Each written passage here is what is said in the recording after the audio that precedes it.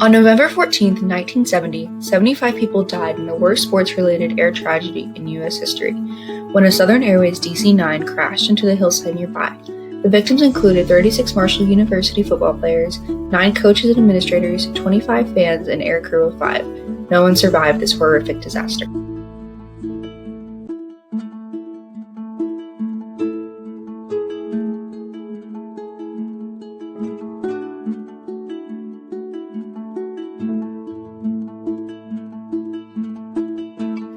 The next day in the Sunday newspaper, the coaches, players, and fans that were only believed to be on board were listed along with their pictures. Due to the severity of the crash, obituaries had to await final identification before they were printed. A quote from this article says, "The Herald-Dispatch will print obituaries of the plane crash victims as soon as the individual bodies are identified by proper authorities and released from the temporary morgue to private funeral homes where families will make funeral arrangements."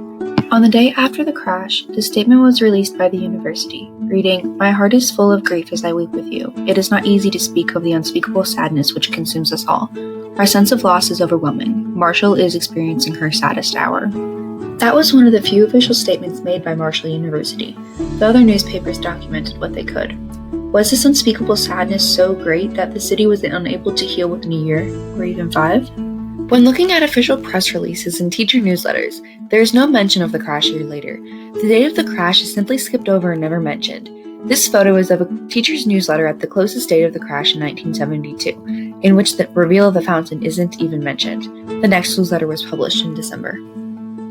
The absence of acknowledgement of the tragedy is a pattern seen over the next decade. There were no formal anniversaries recorded and officiated through school newspapers or press releases. The pain of the plane crash affected the whole community, so it must have hurt to recognize and memorialize the event in more ways than a fountain and renaming the Student Union to the Student Memorial Center. The large fountain that is now a symbol of remembrance and pride was dedicated in 1972. There is now a well-published and known memorial service that takes place every year to honor those who died. At the Spring Hill Cemetery in Huntington, West Virginia, there is a memorial for those who died in the crash, those identified and unidentified. At this place where the 75 names of those who died that night are etched into stone, people have placed trinkets in their honor. There is even a spot where the 6 unidentified remains are buried together.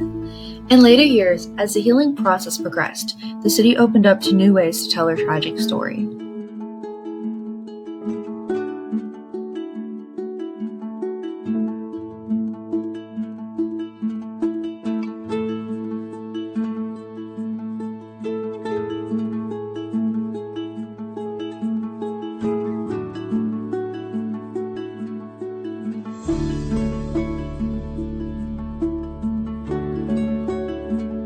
The film showed a firefighter finding a playbook with the Marshall logo on the outside. "Somebody came up to me and handed me somebody's billfold, a team member's," said Hardin, who was a senior reporter for the Herald-Dispatch and on the scene shortly after the crash. "Then I knew what it was and who it was." Salvatore, who was the executive sports editor for the Huntington newspapers at the time of the crash, recalls Hardin using a radio device to ask if the name John Young meant anything to those in the newsroom. "And I said, yeah, he's an end, sophomore. He caught a touchdown pass a few weeks ago," Salvatore said. "And then we knew it was the Marshall plane. You won't see that in the movie, and I'm not knocking the movie, but that's the way we knew it was the Marshall plane." The movie, using the team's playbook for identification, gives this scene a dramatic effect and represents the team as a whole, not just an individual. It also creates ease to the plot due to the simplicity of the identification process.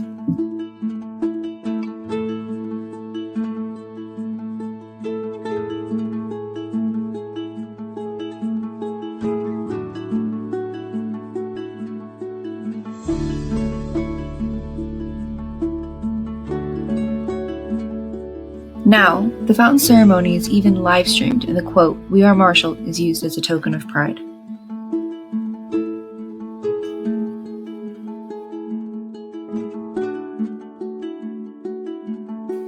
The tragic plane crash, though it occurred almost 50 years ago, has and still brings the community together in sorrow, remembrance, and growth.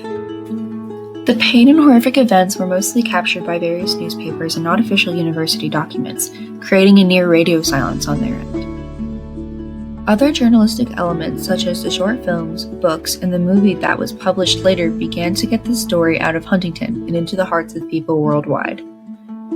The lasting presence of those who lost their lives on that night fueled the heavy spirit that lives in all those who attend Marshall University.